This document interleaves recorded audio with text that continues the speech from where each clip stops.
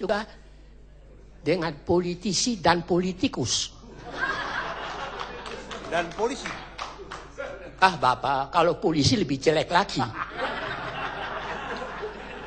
Mati aku. Begini Pak, saya berbicara tidak atas nama institusi, tidak juga atas nama kelompok manapun. Saya mau bikin satu statement umum dulu. Kalau besok bisa diadakan polling mengenai apa yang dibicarakan ini, saya khawatir angka itu akan anjlok di bawah titik nadir. Atau kalau naik sedikit saja. Kenapa? Ini bukan pendapat saya, tapi ini pendapat Selvironi dalam majalah Time. Politicians are just like gangster. You never catch them except red-handed. Harus tertangkap basah baru. Kalau tidak bisa. Ini yang ngomong bukan saya. Orang dari Amerika. Lalu saya mau koreksi sedikit sebagai mantan pendidik. Gitu. Sudah berapa kali saya dengar bicara tentang praduga tak bersalah. Kata itu hanya bisa dipakai di pengadilan, tidak di KPK, tidak di polisi, tidak di jaksa. Orang sudah tahu praduga tak bersalah kok ditangkap. Jadi itu sudah kontradiksi in terminis. Itu satu. Kedua, tadi saya dengar juga ini gara-gara sistem.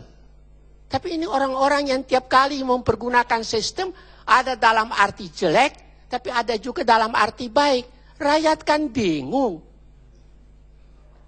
Kalau ini dalam arti sistem, tolong baca surat dari seorang dosen atau guru besar dari IPB kepada SBY. Yang sekarang sudah beredar itu. Nah, sekarang begini Pak. Ya. Kalau saya melihat perdebatan ini, rupanya di Indonesia tidak dikenal shame culture. Kultur rasa malu. Tidak ada itu Pak. Apalagi kultur rasa bersalah. Meskipun TV One sudah siarkan macam-macam. Peduli amat. Malunya tidak ada. Apalagi rasa bersalah Pak. Orang-orang tanya saya, kenapa bisa itu? Orang-orang terpelajar, politikus-politikus itu, tidak pernah dibilang politisi sama saya. Itu politikus-politikus itu kok mestinya kalau sudah dimuat di TV One atau di koran-koran, tidak perlu tunggu putusan, entah itu Dewan Kehormatan atau Dewan apapun. Langsung minta dibebas tugaskan. Mestinya begitu Pak. Kalau tunggu sampai pengadilan, dan kita tahu bagaimana pengadilan kita ini yang busuk ini. Dan busuk itu bukan dari bawah saja Pak, juga sampai di atas. Sampai di Mahkamah Agung MA. Saya baca di salah satu koran, MA itu artinya moralnya ambruk. Ya. Jadi begini Pak.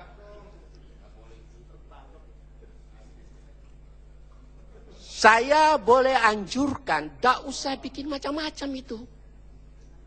Di Jepang, orang tidak sampai dituduh korupsi, hanya minum saja sampai mabuk, dimuat di koran, langsung minta mengundurkan diri. Di sini, waduh, jangan mengundurkan diri. Dipuji-puji, dibela oleh kawan-kawan, saya tidak tahu dari partai mana, seolah-olah orang ini baru turun dari surga mengaku dosanya kepada Yang Maha Kuasa. Kalau mengenai KPK Pak, Bapak masih ingat saya katakan kita sudah bikin fit and proper test untuk beberapa orang itu. Ya toh? Tapi sebetulnya yang belum pernah dibikin fit and proper test juga terhadap staf dari KPK yang terdiri dari jaksa-jaksa dan polisi-polisi yang tidak jelas latar belakangnya dulu bajingan apa enggak. Karena itu saya usulkan kepada DPR. Daripada menyerang KPK seterusnya, bikinlah peraturan yang baru saja mengenai bagaimana menangani masalah-masalah perkara di dalam KPK. Saya kira itulah yang paling baik. Kita sudah dengar apakah yang dikatakan oleh mantan ketua KPK itu bisa kita, kata orang Inggris, taken for granted. Kan belum tentu. Belum tentu, Pak. Kita tidak pernah adanya dissenting opinion.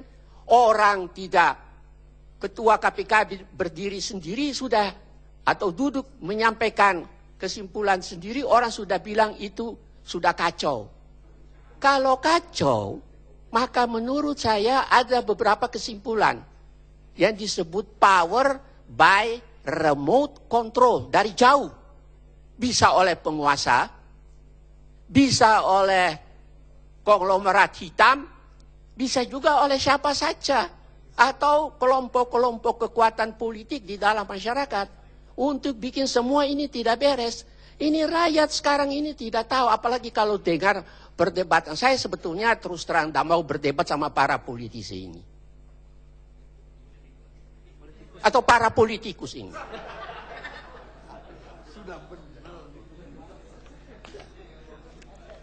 Jadi, kenapa? Semua orang saya baca itu, saya sudah dengar pidato dari pemimpin-pemimpin kita. Pak, sejarah Bapak terus tahu, Nero sama Nebukadnezar adalah orang-orang yang pintar, tapi tidak bermoral tentang keadilan dan kebenaran.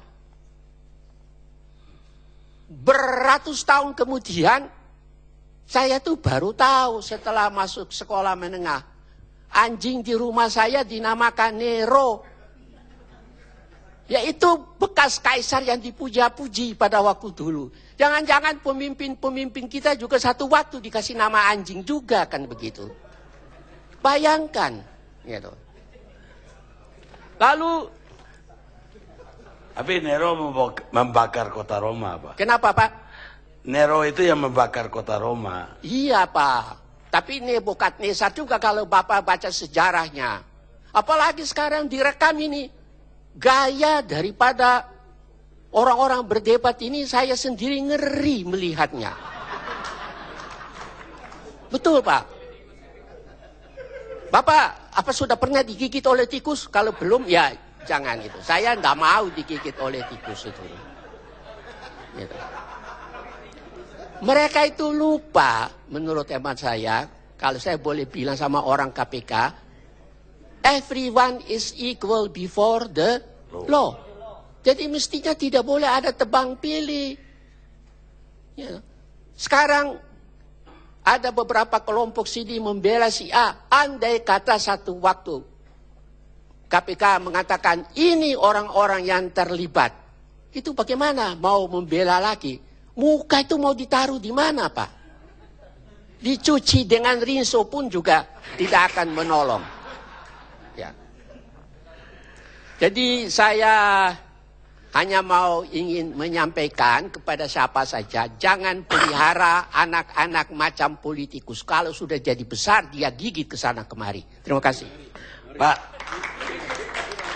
saya mau tanya satu, Pak.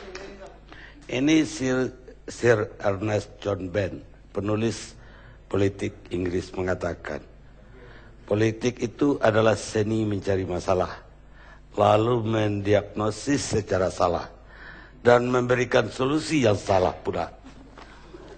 Benar kan? Saya kira Bapak punya kalimat itu hampir sama dengan saya tidak terjemahkan, tapi ada yang menulis, ya, politics is not about power and domination, but about truth.